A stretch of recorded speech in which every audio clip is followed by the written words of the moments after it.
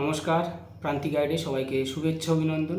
আজ আমি নিয়ে এসেছি কলকাতা বিশ্ববিদ্যালয় BA fourth semester education general বা এমডিসি সিসি 4 পেপারের সাজেশান। হয়তো একটু আমি দেরি করে দিই, কিন্তু প্রান্তিক গাইডের সাজেশান এটা মনে রাখবে বেস্ট কোয়ালিটি নাম্বার 1, 100% কমন এবং সব থেকে কম প্রশ্নের সাজেশান কিন্তু আমি দিই।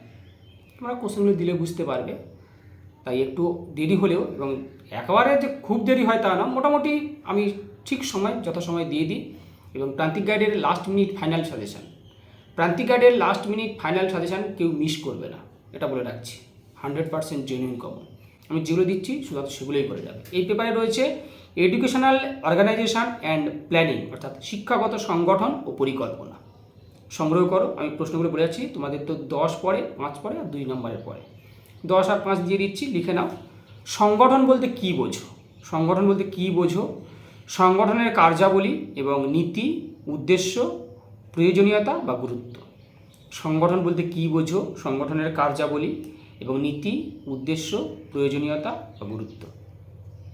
পরের প্রশ্ন হচ্ছে বিদ্যালয় এবং শিক্ষা সংগঠনের গুরুত্ব আলোচনা করো। বিদ্যালয় এবং শিক্ষা সংগঠনের গুরুত্ব আলোচনা করো।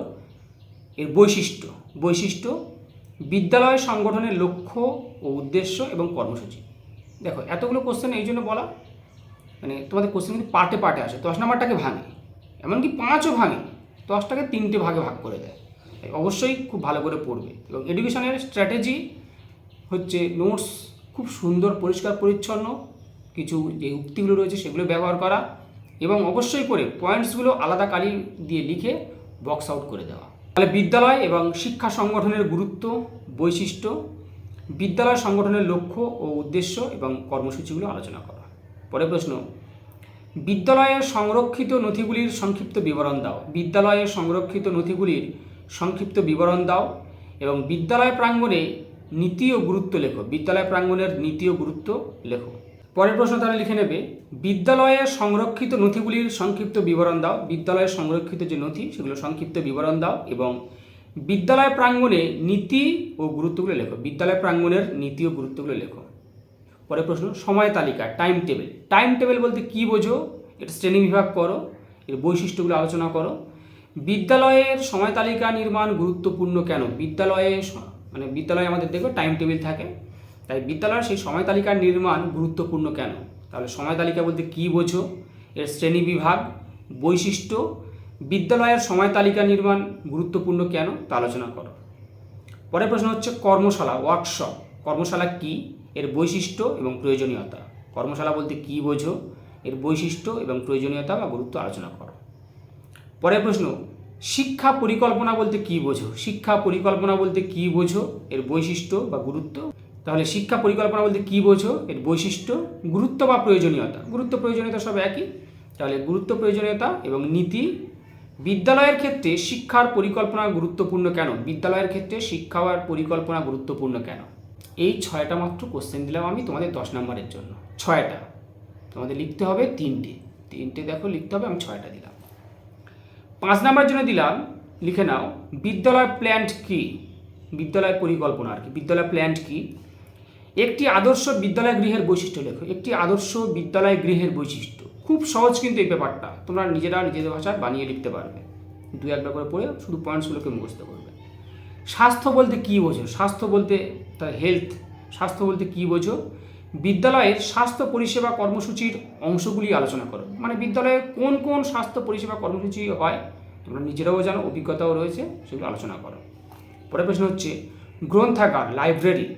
লাইব্রেরির গুরুত্ব, বৈশিষ্ট্য। তাহলে গ্রন্থাগার বা লাইব্রেরির গুরুত্ব, বৈশিষ্ট্য। বিদ্যালয় শিক্ষায় গ্রন্থাগারের ভূমিকা। বিদ্যালয় শিক্ষায় মানে শিক্ষা জীবনে বিদ্যালয়ের আর কি গুরুত্ব বা ভূমিকা, এটা আর কি। পরের প্রশ্ন হচ্ছে শিক্ষা সংগঠন বলতে কী বোঝো? শিক্ষা সংগঠন বলতে কী বোঝো? শিক্ষা সংগঠনের মৌলিক নীতি এবং প্রকৃতি। শিক্ষা সংগঠন বলতে কী বোঝো? শিক্ষা সংগঠনের মৌলিক নীতি এবং প্রকৃতিগুলো আলোচনা করো। সুসংগঠনের সুবিধা। সুসংগঠনের সুবিধা আলোচনা করো। সুসংগঠনের সুবিধা। সংগঠনের পর্যায় ও গুরুত্ব। সংগঠনের পর্যায় ও গুরুত্ব। কম্পিউটার ল্যাবরেটরির বৈশিষ্ট্য। কম্পিউটার ল্যাবরেটরির বৈশিষ্ট্য, মানে কম্পিউটার ল্যাবরেটরির বৈশিষ্ট্য এটা লিখছো। এবং বিদ্যালয়ে কম্পিউটার শিক্ষার প্রয়োজনীয়তা। অবশ্যই বিদ্যালয়ে কম্পিউটার শিক্ষার প্রয়োজনীয়তা, প্রাতিষ্ঠানিক পরিকল্পনার প্রয়োজনীয়তা আলোচনা করো, শিক্ষা পরিকল্পনার কৌশলগুলি আলোচনা করো, শিক্ষা পরিকল্পনার প্রকারভেদ, প্রকৃতি পদ্ধতি, পরীক্ষাগারের বৈশিষ্ট্য, পরীক্ষাগারের বৈশিষ্ট্য আলোচনা করো, ল্যাবরেটরির বৈশিষ্ট্য আলোচনা করো। এই 11টা কোশ্চেন দিলাম আমি 5 নাম্বারের জন্য, কিন্তু তোমাদের লিখতে হবে 5টা। তার মানে বুঝতেই পারছো, সবথেকে কম প্রশ্নের সাজেশন আমি দিই, যেগুলো দিলাম এগুলোই করো। এবং সবথেকে গুরুত্বপূর্ণ হচ্ছে আমি লাস্ট মিনিট ফাইনাল সাজেশন দেবো। তোমাদের তো রুটিন পাবলিশড হয়ে গিয়েছে, দেখে নিও, আমি লিঙ্ক ডিসক্রিপশন বক্সে দিয়ে রাখবো, সেখান থেকেও দেখে নিতে পারো।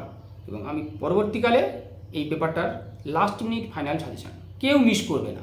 প্রান্তিক গাইডের last minute final suggestion 100% genuine, অব্যর্থ। তাই সবাইকে বলছি, তোমরা চ্যানেলটা এখনই সাবস্ক্রাইব করে রাখো, বন্ধুদেরকে শেয়ার করে দাও। আর যদি এই পেপার নোটস সংগ্রহ করতে চাও, কিনে নিতে চাও, স্ক্রিনে দেওয়া নম্বরে যোগাযোগ করো।